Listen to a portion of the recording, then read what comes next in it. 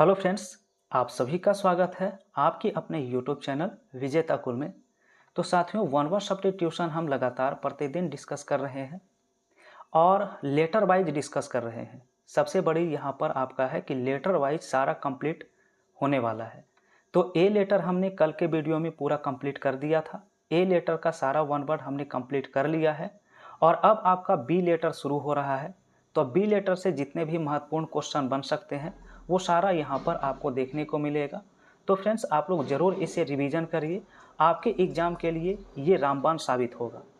तो चलिए B letter शुरुआत करते हैं पहला सवाल से।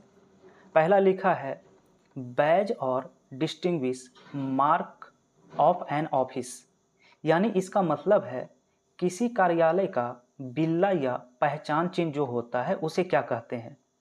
तो इसे फ्रेंड्स इंसाइनिया कहा जाता है, इंसिनिया, जिसका मतलब है अधिकार चिन्ह या बैज होता है। नेक्स्ट सवाल है, लिखा बैगेज ऑफ अ ट्रेवलर, किसी यात्री का जो सामान होता है उसे क्या कहते हैं। तो उसे लैगेज कहा जाता है, लैगेज का मतलब सामान होता है। नेक्स्ट क्वेश्चन लिखा है, बी बायस्ड अगेंस्ट, के विरुद्ध पक्षपाती होना। तो इसका आंसर होता है प्रेजुडाइज्ड, जिसका मतलब है पक्षतापूर्ण या पूर्वग्राही। चलिए अगला प्रश्न देखिए, लिखा है वियरिंग लिविंग यंग, यानी सजीव बच्चा जनने वाला, इसे क्या कहा जाता है। तो इसे विवी पेरेस का नाम से जानते हैं, जिसका मतलब है सजीव प्रजनक या जरायुज। नेक्स्ट लिखा है वियरिंग यंग बाई एग्स, अंडे के द्वारा जो बच्चा जन्म लेता है उसे क्या कहते हैं। तो उसे ओविप्रस कहते हैं, ओविप्रस, जिसका मतलब है अंड प्रजक या अंडज। नेक्स्ट लिखा है कि बीटिंग द हार्ट, दिल का धड़कन।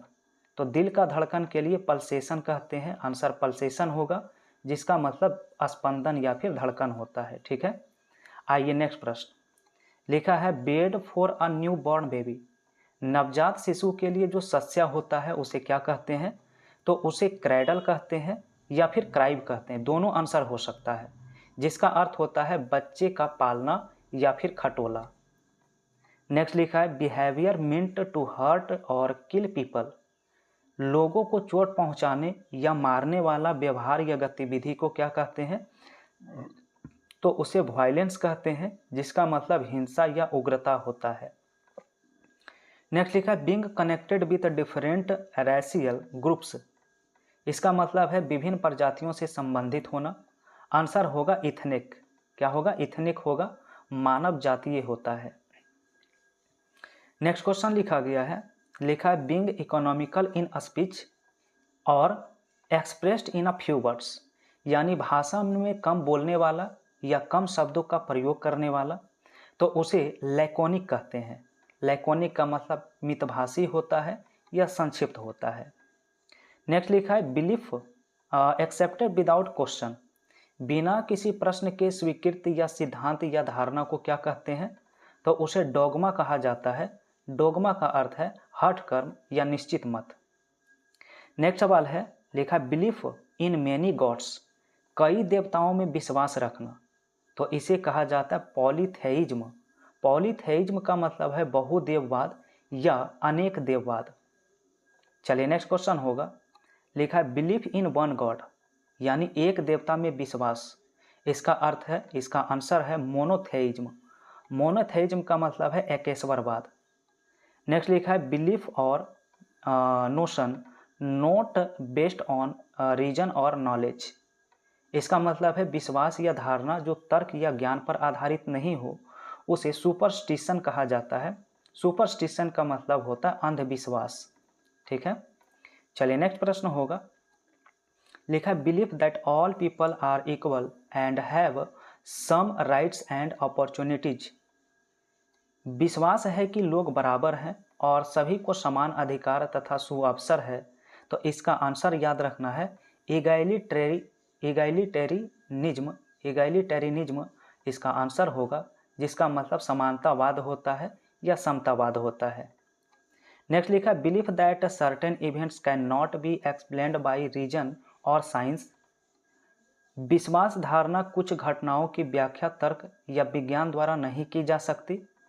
या फिर belief that certain event bring God good और बैड लक, विश्वास धारणा की कुछ घटनाएं अच्छा या बुरा भाग्य लाती है, या फिर इसको और हम कह सकते हैं इस रूप में कि fear of what is unknown और माइस्रियस, किसी अज्ञात या रहस्यमयी चीज का भय होना।